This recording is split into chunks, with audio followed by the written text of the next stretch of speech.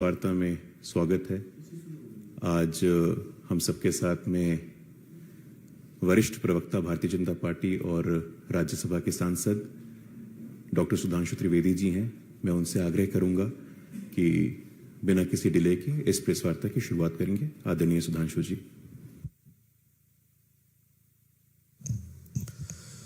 मित्रों, आप सभी जानते हैं कि पश्चिम बंगाल में पंचायत चुनावों में जिस प्रकार के विचलित करने वाले दृश्य निरंतर दिखाई पड़ रहे हैं, वो लोकतंत्र के प्रति संवेदना रखने वाले किसी भी व्यक्ति को व्यथित करते हैं।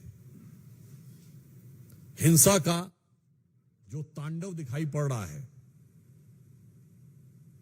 ये कष्टकारक है, दुखद है और मन में आक्रोश भरने वाला है। बंगाल की वह भूमि जहां कभी रविंद्र संगीत सुनाई पड़ता था, आज बम के धमाके सुनाई पड़ते हैं। भद्रलोक के विमर्श के लिए विख्यात वह भूमि आज हिंसा का तांडव देख रही है। और उससे अधिक दुखद है वहां के सरकार की असंवेदनशीलता।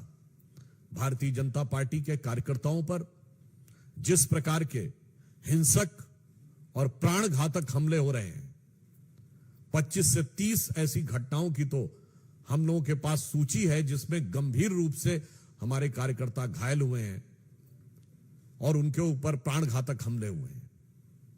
उससे भी अधिक चिंता का विषय यह है कि राज्य के निर्वाचन आयोग के द्वारा इन सारी घटनाओं के प्रति एक निहायत ही असंवेदनशील और गैर जिम्मेदाराना रवैया इख्तियार करना, जिसकी वजह से न्यायालय जाना पड़ा और न्यायालय के हस्तक्षेप के बाद स्थितियों पर नियंत्रण लगाने का प्रयास किया गया।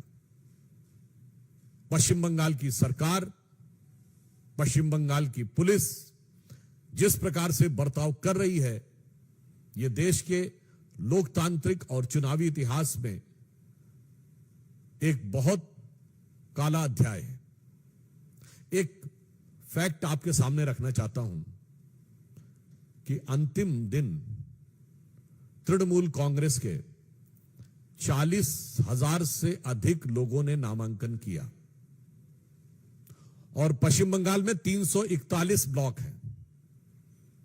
4 घंटे के अंदर यदि 40,000 से अधिक लोग नामांकन करते हैं केवल 341 ब्लॉक में, और इसमें तो अन्य भी दलों के लोगों ने नामांकन किया है अंतिम दिन, ऐसा तो नहीं है कि सिर्फ तृणमूल कांग्रेस ने किया है, लेफ्ट ने भी किया है, कांग्रेस ने भी किया है, हमने भी किया है।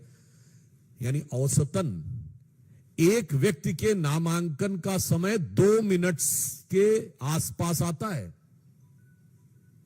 अब व्यवहारिक दृष्टि से समझा जा सकता है कि सरकार और राज्य की चुनाव आयोग के दिशा निर्देश में काम कर रही चुनावी मशीनरी कितनी ईमानदारी से काम कर रही है।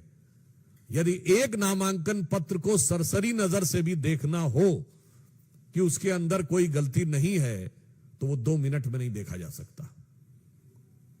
5, 7, 8 मिनट तो आपको देखने में लगते हैं। इसके बावजूद इस गति से हुए नामांकन ये दर्शाते हैं कि सरकार किस प्रकार से व्यवस्था को हाथ में लिए है। और मैं पूछना चाहता हूं, जो लोग कहते थे कि democracy is almost finished in India, तो I want to ask them a categorical question that the level of violence which is been witnessed in West Bengal, the democracy is flourishing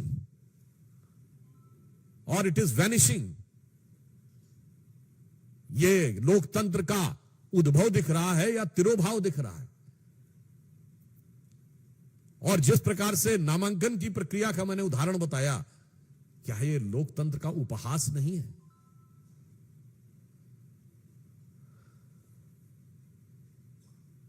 राज्यपाल महोदय भी, आप सभी को ध्यान होगा कि हिंसा की जिस प्रकार निरंतर सूचनाएं आ रही हैं और राज्य सरकार की निष्क्रियता, असंवेदनशीलता जो ममता बनर्जी जी के संरक्षण में चल रही है, उस कारण से राज्यपाल ने भी जाकर आज कई जगह हिंसा प्रभावित क्षेत्रों का दौरा भी किया है।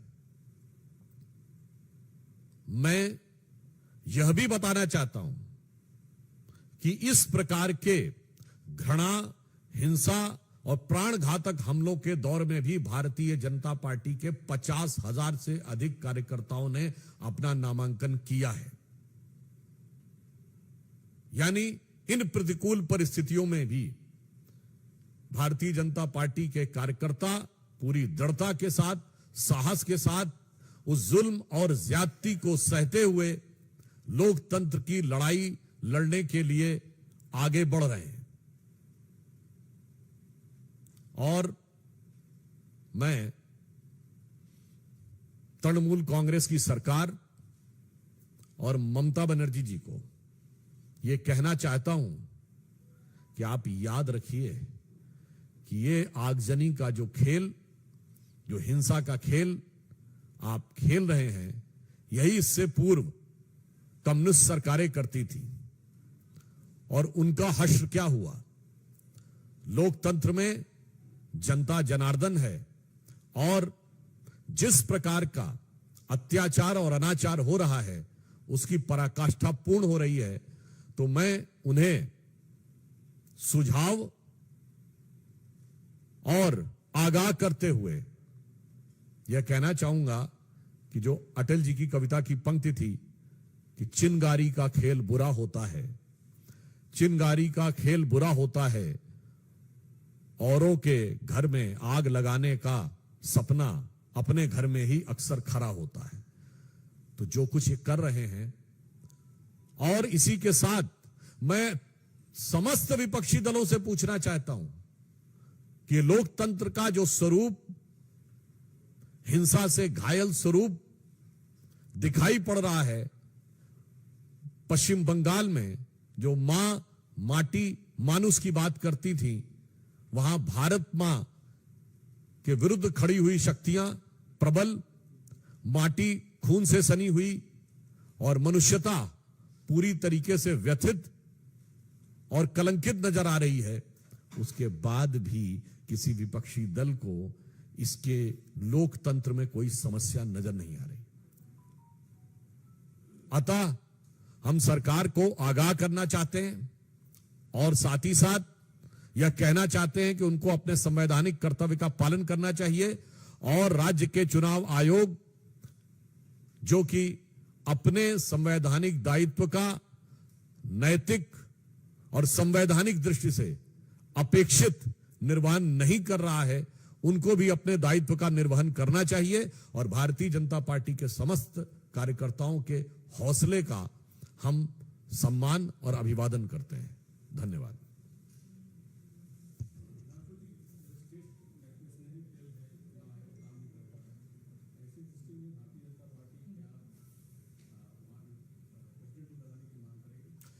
देखिए, चुनाव की प्रक्रिया चल रही है और आप सभी को विदित है कि चुनाव की प्रक्रिया के समय चुनाव आयोग के ही निर्णय सर्वोपरि होते हैं।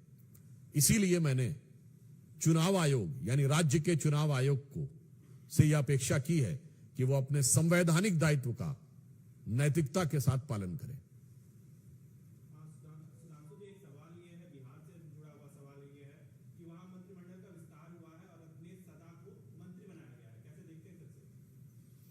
संयोग से साथ में बिहार के प्रवक्ता बैठे हैं, तो मैं चाहूंगा कि उसका उत्तर ये दें।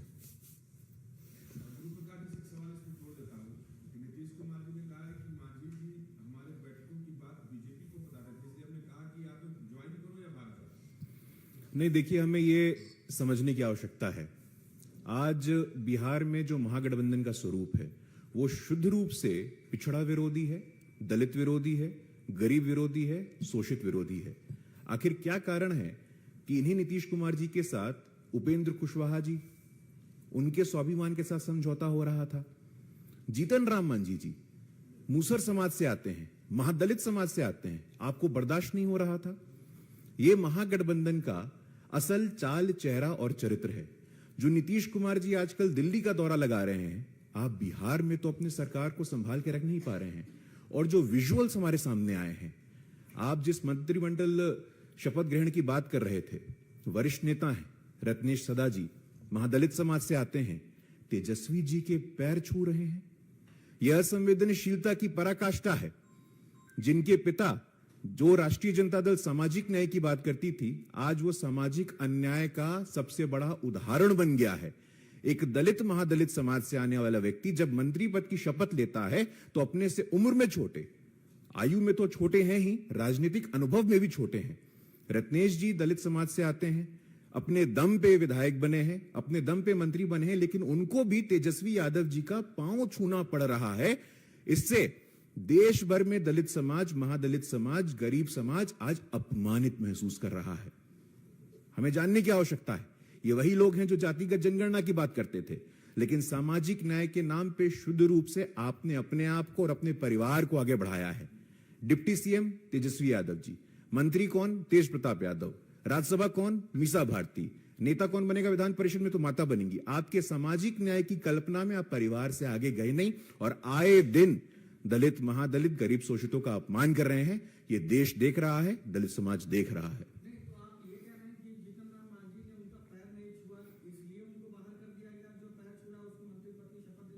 देखिए, तो देश देख रहा है। देश देख रहा है कि मंत्रिमंडल शपथ ग्रहण समारोह में किस प्रकार से पहली बार जो व्यक्ति मंत्री बन रहा है, तेजस्वी जी की आयु क्या है, राजनीतिक आयु क्या है, कितना जानते हैं वो।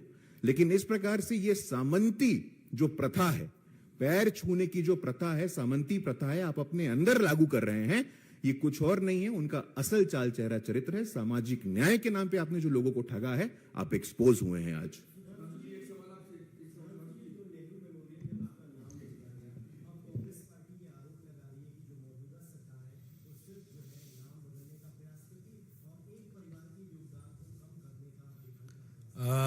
मुझे इस बात को लेकर बड़ा आश्चर्य है और थोड़ा मैं क्षुब्ध हूं। कांग्रेस के कितने नेताओं ने जाकर नेहरू मेमोरियल देखा है? क्या अंदर जाके देखा? किस तरह की अवस्था में वो पहले था? मतलब जिसे आम बोलचाल की भाषा में कहते हैं ना कि धूल फांक रहे थे। आज किस तरीके से व्यवस्थित करके, मैं नेहरू जी के ही पोर्शन की बात कर रहा हूं, नेहरू जी से जुड़ी चीजों के बारे में जिस प्रकार से व्यवस्थित करके, मॉडर्न स्वरूप में एडवांस टेक्नोलॉजी का यूज करके उसका डिजिटल डिपिक्शन यानी डिजिटल टेक्नोलॉजी के द्वारा उनके उस पूरे स्वरूप को व्यवस्थित रूप में रखने का कार्य किया है। क्या किसी ने जाके देखा? बगैर देखे ही बोलने लगते हैं। मैं ये भी याद दिलाना चाहता हूं, श्री नरेंद्र मोदी जी की सरकार जब आई थी 2014 में, तो नेहरू जी की 125वीं वर्ष था। पूरे मान सम्मान के साथ वो 125वां वर्ष मनाया गया था और उस समिति के अध्यक्ष उस समय के हमारे गृह मंत्री राजनाथ सिंह जी थे। और मुझे समझ में नहीं आता है कांग्रेस को अपने नेताओं से क्या समस्या है। ये बताइए, एक परिवार की बात करते हैं तो कोई इंदिरा जी से प्रॉब्लम है क्या? इंदिरा जी का भी तो उसमें पूरा व्यवस्थित रूप से दिखाया गया है कार्यकाल का। राजीव जी से कोई समस्या है क्या? या लाल बहादुर शास्त्री जी के प्रति थोड़ा कम हो तो समझ सकते हैं, नरसिम्हा राव जी के प्रति आपके मन में कटुता हो समझ सकते हैं, पर ये इंदिरा जी, राजीव जी से क्या समस्या है? मुझे समझ में नहीं आता है कि कांग्रेस के नेता अपने नेताओं के प्रति, मतलब मोदी जी के विरोध में वो अपने नेताओं का अपमान करने में नहीं चूकते हैं। सरदार पटेल की इतनी बड़ी मूर्ति बनी है, आज तक बताइए कोई कांग्रेस का नेता गया हो वहां? विश्व की सबसे बड़ी मूर्ति नेताजी सुभाष चंद्र बोस की मूर्ति इंडिया गेट पे लगेगी तो विरोध में खड़े हो जाएंगे। और वहां पर यदि इंदिरा जी, राजीव जी, लाल बहादुर शास्त्री जी, पीवी नरसिम्हा राव जी और डॉक्टर मनमोहन सिंह जी, जिनके वो बहुत गुणगान भी करते हैं, उनकी उपलब्धियों से समस्या क्या है कांग्रेस को, यह मैं उनसे जानना चाहता हूं। ठीक है, अटल जी से, मोदी जी से समस्या हो सकती है, मैं मान सकता हूं, इसीलिए मैंने उनके प्रधानमंत्रियों के नाम गिनाए हैं और उनके परिवार के प्रधानमंत्रियों के नाम गिनाए हैं। मुझे लगता है शायद मोदी जी के विरोध का जो वो मोदिया बिंदु उनकी आंखों में है, उसमें वो अपने पराये का भी भेद नहीं कर पा रहे हैं।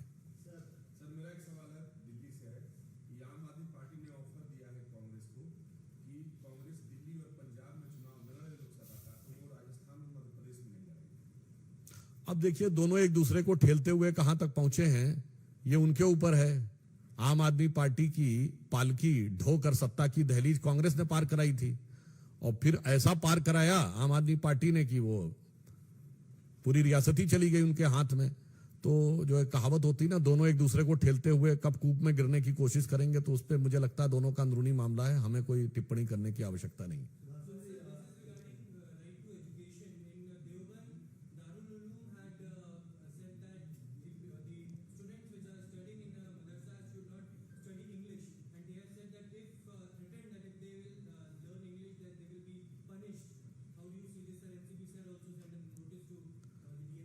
I think it is for the entire country and the community in particular to think that if advanced education, science, various languages, mathematics are to be told and taught in a proper manner to their students or not.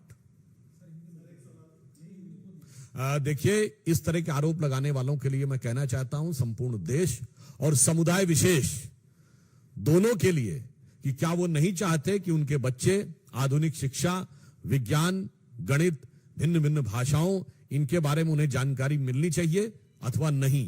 तो मुझे लगता है कि अपने बच्चों के भविष्य को लेकर उन्हें स्वयं इस पर विचार करना चाहिए।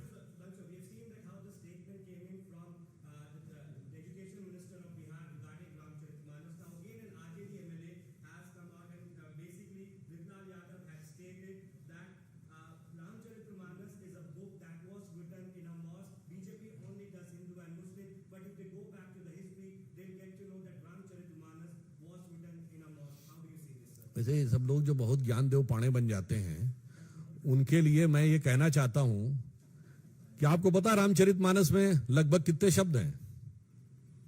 1 लाख के लगभग। तुलसीदास जी ने अपने पूरे साहित्य में 1,40,000 शब्द लिखे हैं। मैं दावे के साथ कहता हूं 1000 नहीं पढ़े होंगे।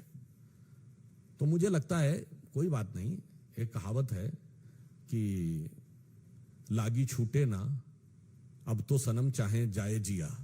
तो वो अपनी फितरत से, अपनी आदत से, अपनी शरारत से बाज नहीं आते, तो हम काहे उसके ऊपर अपनी लियाकत और अपनी सदाकत को साबित करने की कोशिश करें। ये हिमाकत उन्हीं को करने दीजिए।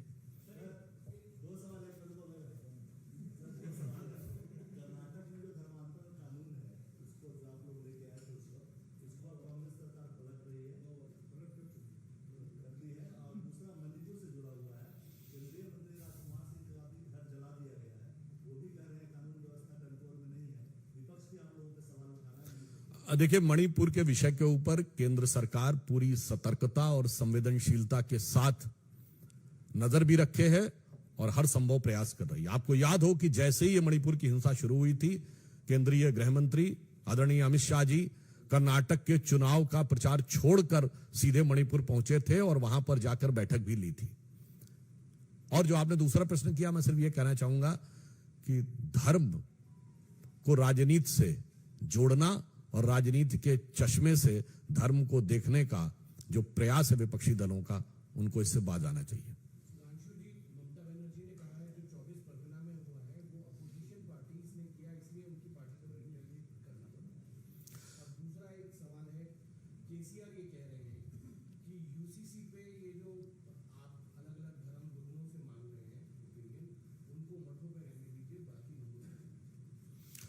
देखिए, पहले मैं कहना चाहूंगा कि 24 परगना के विषय के ऊपर ये कौन बोल रहा है? राज्य की मुख्यमंत्री। राज्य की मुख्यमंत्री यदि उनके वक्तव्य को सही माना जाए कि तथा कथित रूप से विपक्षी दल यानी हमारे लोग कार्रवाई कर रहे हैं, तो उनके वर्कर्स को रिटेलिएट करना पड़ रहा है, तो उनकी पुलिस क्या कर रही है? भजन कर रही है क्या वहां? ये अपने आप में मुख्यमंत्री के द्वारा अपने संवैधानिक दायित्व को निर्वहन न करने का स्वीकारोक्ति है।